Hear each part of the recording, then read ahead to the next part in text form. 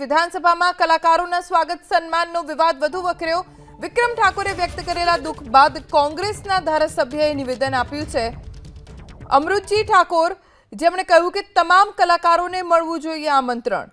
તેમણે કહ્યું કોંગ્રેસ પક્ષ અને વ્યક્તિગત રીતે હું પણ માનું છું કે તમામ કલાકારોને આમંત્રણ આપવું જોઈએ। મારા સમાજના કલાકારો વિક્રમ ઠાકોરને સહિત જેમને ન બોલાવ્યા તેમને લઈને મને દુઃખ છે।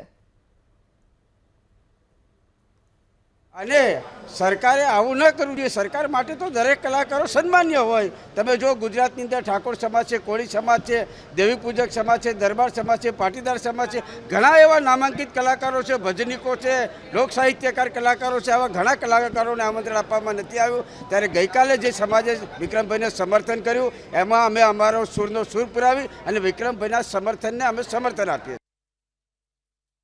તો વિક્રમ ઠાકોરે વ્યક્ત કર્યું હતું દુઃખ સૌથી પહેલા અને ત્યારબાદ ઠાકોર સમાજના જે ધારાસભ્યો છે વિક્રમ ઠાકોરની વહારે આવી રહ્યા છે। કોંગ્રેસના ધારાસભ્ય અમૃતજી ઠાકોર જેમણે કહ્યું કે તમામ કલાકારોને આમંત્રણ મળવું જોઈએ।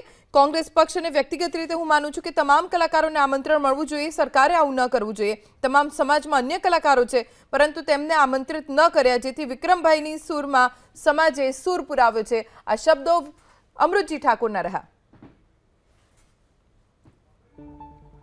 તો વિધાનસભામાં કલાકારોના સ્વાગત સન્માનના વિવાદને લઈને ધવલસિંહ ઝાલાએ પણ નિવેદન આપ્યું અને કહ્યું કે સમાજના કલાકારોને બોલાવવા મુખ્યમંત્રી સાથે ચર્ચા કરીશું।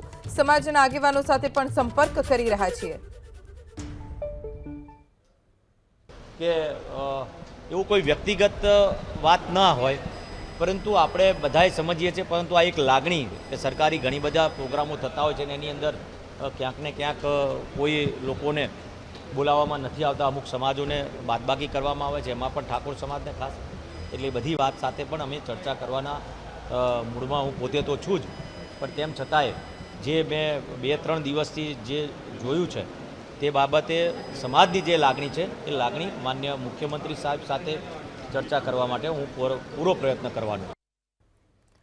ધવલસિંહ ઝાલા, અમૃતજી ઠાકોર આ તમામ ધારાસભ્યો કે જે વિક્રમ ઠાકોરના સમર્થનમાં આવી રહ્યા છે અને સરકાર તેમજ વિક્રમ ઠાકોરને જે દુઃખ છે સરકાર તરફથી તેને દૂર કરવાનો પ્રયત્ન કરી રહ્યા છે। ધવલસિંહ ઝાલાએ પણ કહ્યું કે સમાજના કલાકારોને બોલાવવા માટે મુખ્યમંત્રી સાથે હું ચર્ચા કરીશ। સમાજના આગેવાનો સાથે પણ અમે સંપર્ક કરી રહ્યા છીએ। વિક્રમજી ઠાકોર જેમણે વિધાનસભામાં કલાકારોને બોલાવવાને લઈને દુઃખ વ્યક્ત કર્યું હતું કે ઠાકોર સમાજના કોઈ કલાકારને ન બોલાવવામાં આવ્યા।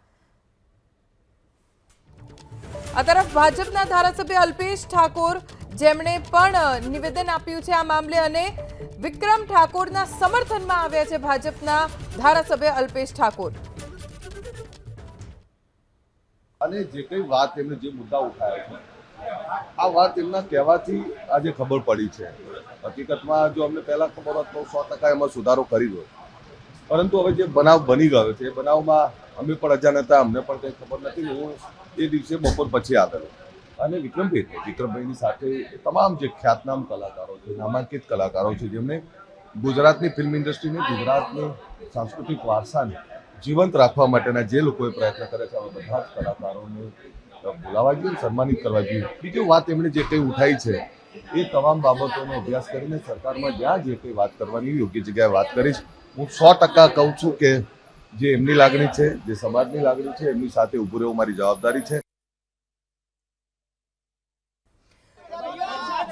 તો અલ્પેશ ઠાકોર ભારતીય જનતા પાર્ટીના ધારાસભ્ય જેઓ પણ વિક્રમ ઠાકોરના સમર્થનમાં આવ્યા છે। વિધાનસભાની કાર્યવાહી જોવા માટે કલાકારોને બોલાવવામાં આવ્યા હતા જેમાં જિગ્નેશ કવિરાજ, કીર્તિદાન ગઢવી, કિંજલ દવે સહિતના કલાકારોને આમંત્રણ આપવામાં આવ્યું હતું।